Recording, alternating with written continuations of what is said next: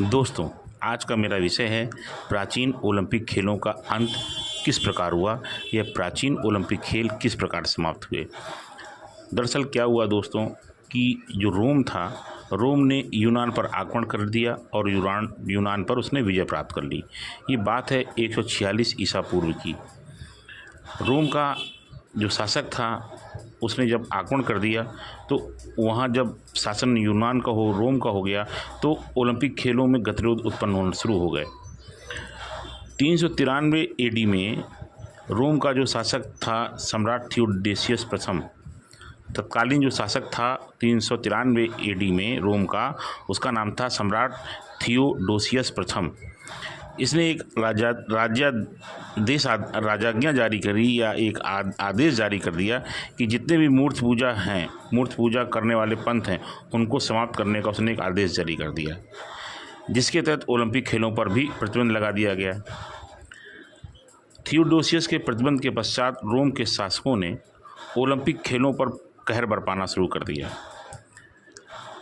इसके बाद जब उसका पुत्र थियोडोसियस प्रथम का जो पुत्र था, ये 426 एडी में थियोडोसियस द्वितीय, जो थियोडोसियस प्रथम का पुत्र था, ने ओलंपिक स्टेडियम को ही नष्ट करवा दिया और ओलंपिक खेलों की जितनी भी प्रतीक थे उन सभी को उसने नष्ट करवा दिया।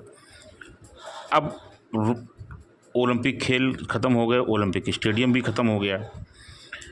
रोम के शासकों ने यूनान के पवित्र नगर ओलंपिया को भी बर्बाद कर दिया। जो ओलंपिया नगर था, जो ओलंपिया क्षेत्र था, ओलंपिया जो इलाका था, एक चीज़ हम आपको यहाँ और बताते हुए चलते हैं कि ओलंपिया जो कोई शहर या कस्बा नहीं था। हमको बताया जाता ओलंपिया शहर था या कस्बा था, ये ऐसा कुछ भी नहीं था। ओलंपिया ना तो कोई शहर था और ना ही कोई कस्बा था, बल्कि यह ग्रीक जो है यूनान के पीसा क्षेत्र के अंतर्गत दक्षिण में एक पेलोपन्नो एक अभ्यारण्य था और उस अभ्यारण्य के अंतर्गत ये एक जगह थी जहाँ पर ये खेल होते थे। यूनान के दक्षिण में पेलोपन्नेस एक अभ्यारण्य था जिसका एक क्षेत्र था जहाँ पर ये खेल हुआ करते थे। अर्थात ये जो ओलंपिया है वो उस पेलोपन्नेस अभ्यारण्य का ही एक क्षेत्र हुआ करता था।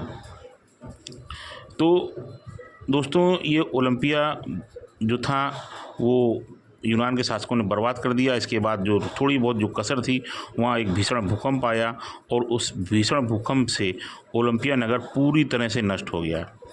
इसी क्रम को अगर हम आगे बोलें कि इसी प्रकार जो एल्फियस नामक नदी जो थी, उसने ओलंपिया को अपने आगोश में ले लिया। भूकंप आया तो नदी में हलचल हुई होगी और उसने पूरा ही जो ओलंपिया क्षेत्र था उसको अपने आगोश में ले लिया। अगर आप याद करें तो जो सुनामी आई थी, जब सुनामी आई थी तो उसने पूरे जापान को अपने आगोश में ले लिया था।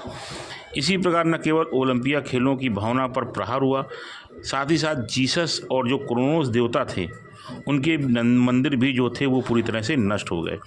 इस प्रकार जो ये प्राचीन ओलंपिक खेल थे उनका अंत हुआ। एक तो थियोडोसियस प्रथम और द्वितीय ने उन खेलों को पूरी तरह से बर्बाद कर दिया और जो थोड़ी बहुत जो कसर बची थी वो जो एक भीषण भूकंप आया, उस भूकंप में विनाश हुआ और ओलंपिया के पास जो एक नदी बहती थी एल्फिसियस, उस नदी ने ओलंपिया के पूरे क्षेत्र को अपने आगोश में ले लिया, जिसके कारण वहाँ जीसस और क्रोनोस की जो देवताओं के मंदिर थे वह भी नष्ट हो गए। आधुनिक काल में 1776 में एक अंग्रेज पुरातत्ववेत्ता थे रिचर्ड चैंडलर। अंग्रेज एक पुरातत्ववेत्ता थे जिनका नाम था रिचर्ड चैंडलर। उन्होंने इस स्थल को पुनः खोजने का प्रयास किया और लगभग 100 वर्षों के बाद जर्मनी के पुरातत्ववेत्ता थे अर्नेस्ट कार्टियस के नेतृत्व में खुदाई हुई और उसमें ओलंपिया के अवशेष प्राप्त हुए, जिसके कारण हमें यह मालूम पड़ा कि जो ओलंपिक खेल होते थे वह वाकई में होते थे और वह किस प्रकार से नष्ट हुए, यह कहानी थी एक आपको। और आप जैसा आप जानते हैं कि जब इस खुदाई में इस और नगर के अवशेष मिले तो फिर से आधुनिक ओलंपिक खेलों को पुनर्जीवित किया गया, जिसके पीयरे द कुबर्टियन का हाथ बहुत बड़ा है और उनके प्रयासों से ये आधुनिक ओलंपिक खेल प्रारंभ हुए। दोस्तों, आपको जानकारी अच्छी लगी हो तो दूसरों को अवश्य भेजें, यह मेरा आपसे निवेदन है।